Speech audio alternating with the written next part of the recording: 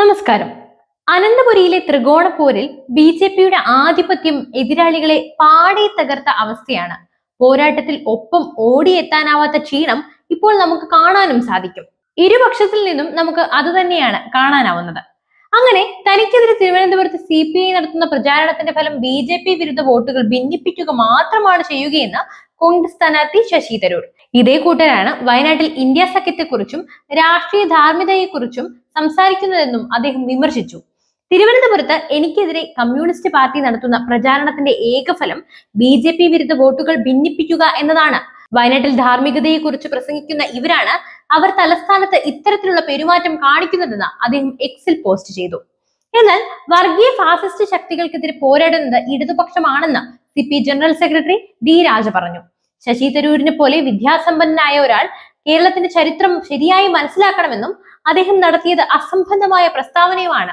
നിരവധി കോൺഗ്രസ് നേതാക്കൾ പാർട്ടി വിട്ട് ബി.ജെ.പിയിൽ ചേരുന്നു. കോൺഗ്രസ് നേതാവ് രാഹുൽ ഗാന്ധി എന്തിനാണ് വയനാട്ടിൽ മത്സരിക്കുന്നതെന്നും CPI നേതാവ് ചോദിച്ചു. ഇത്തരത്തിൽ ഇരു കൂട്ടരും ഇപ്പോൾ പഴയ അങ്ങോട്ടും ഇങ്ങോട്ടും ചാരി പൊരുതിമടുത്ത് ക്ഷീണിതർ ആവുകയാണ്. ബി.ജെ.പിക്കെതിരായ പോരാട്ടത്തിന് നേതൃത്വം നൽകുന്നത് താനാണെന്ന് രാഹുൽ ഗാന്ധി അവകാശപ്പെടുന്നത് പിന്നെ എന്തിനാണ് വയനാട്ടിൽ മത്സരിച്ച് LDF-നെതിരെ പോരാടുന്നത്?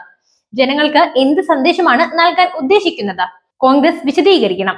ആരാണ് അവരുടെ പ്രധാന രാഷ്ട്രീയ ശത്രുക്കൾ? രാജ ചൊവ്വാഴ്ച NIയോട് പറഞ്ഞു. ഇതെല്ലാം കണ്ട് ജനങ്ങളാണെങ്കിൽ മാറിയിരുന്ന് ചിരിക്കുകയാണ്. അതേസമയം തിരുവനന്തപുരം ലോക്സഭാ മണ്ഡലത്തിൽ ഇതിനോടകം തന്നെ ശക്തമായ പ്രചാരണമാണ് ബി.ജെ.പി സ്ഥാനാർത്ഥിയായ രാജീവ് ചന്ദ്രശേഖർ കാഴ്ചവെക്കുന്നത്.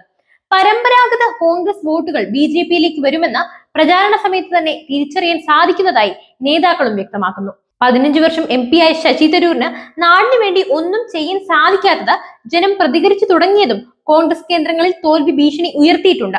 കർണാടക വഴി രാജ്യസഭ വഴി കേന്ദ്ര മന്ത്രിസഭയിലെത്തിയ രാജീവ് ചന്ദ്രശേഖറിനെ ആദ്യത്തെ ലോക്സഭാ പോരാട്ടമാണ് തിരുവനന്തപുരത്തേത്. തിരുവനന്തപുരത്തുകാർക്ക് അപരിചിതനാണെങ്കിലും കേന്ദ്രമന്ത്രി എന്ന വിശേഷണവും മാധ്യമരംഗത്തെ സ്വാധീനവും ബി.ജെ.പിയെ അവിടെ തുണയ്ക്കുമെന്നത് ഉറപ്പാണ്. തിരുവനന്തപുരം നഗരസഭാ ഭരണവും നഗരപരിധിയിലുള്ള തിരുവനന്തപുരം, വട്ടിയൂർക്കാവ്, കഴക്കൂട്ടം, നേമം മണ്ഡലങ്ങളും ഇടതിന്റെ കയ്യിലാണ്. പക്ഷേ നഗരത്തിൽ ഇടതുപക്ഷം കഴിഞ്ഞാൽ കോൺഗ്രസിനേക്കാൾ സ്വാധീനം നിലവിൽ ബി.ജെ.പിക്കുണ്ട്. അതിന്റെ പ്രതിഫലനം നഗരസഭാ കൗൺസിലർമാരുടെ എണ്ണത്തിലും കാണാം. ആകെയുള്ള 100 കൗൺസിലർമാരിൽ 35 പേർ ബി.ജെ.പിയുടേതാണ്. നഗരസഭയിലെ മുഖ്യ പ്രതിപക്ഷവും ബി.ജെ.പിയാണ്. നഗരമേഖലയിലെ ഈ വളർച്ചയാണ് നിയമസഭാ, ലോക്സഭാ മണ്ഡലങ്ങളിൽ മുന്നേറാൻ അവരെ പ്രാപ്തരാക്കിയത്. 2019 ലോക്സഭാ തിരഞ്ഞെടുപ്പിലെ പോളിംഗ് 73.45% ആയിരുന്നുവെങ്കിൽ 2014, 2009 തിരഞ്ഞെടുപ്പുകളിൽ യഥാക്രമം 68.63%, 65.74%.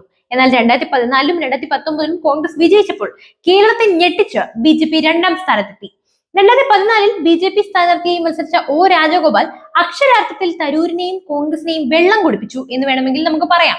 ഇടതുപക്ഷം 3ാം സ്ഥാനത്തേക്ക് പിന്തള്ളപ്പെട്ടുവെന്ന് മാത്രമല്ല, കേരളത്തെ ഞെട്ടിച്ച മുന്നേറ്റമാണ് അന്ന് രാജഗോപാൽ നടത്തിയത്. ബി.ജെ.പിയും കോൺഗ്രസും തമ്മിലുള്ള വോട്ട് ഷെയറിലെ വ്യത്യാസമാണ് എല്ലാവരെയും ഞെട്ടിച്ചത്. ശശി തരൂർ ആകെ പോൾ ചെയ്ത വോട്ടിന്റെ 34.1% വോട്ട് നേടിയപ്പോൾ O രാജഗോപാൽ നേടിയത് 34%.